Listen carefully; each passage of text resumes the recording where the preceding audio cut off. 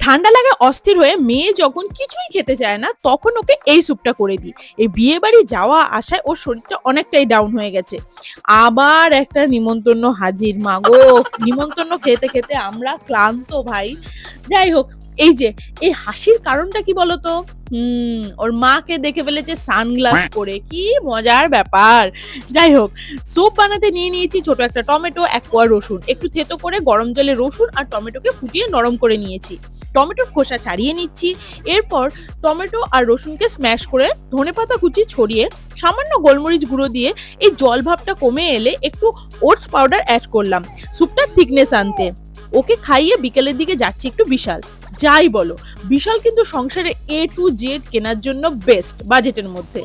প্রথমেই গিয়েই ইবুকে একটা হেলমেট পরিয়ে নিলাম। একটা প্রোটেকশনের ব্যাপার আছে তো নাকি? ওহ! অনেক বড় আমাদের যোদ্ধা বলে কথা। বেজায় খুশি, সে কি বলবো। ছোটখাটো কয়েকটা জিনিস কিনতে, কিনতে খিদেতে চোচো করছিল। একটু ফুচকা, একটু মোমো খেয়ে চললুম বাড়ি। দেখা হচ্ছে কাল, বাই।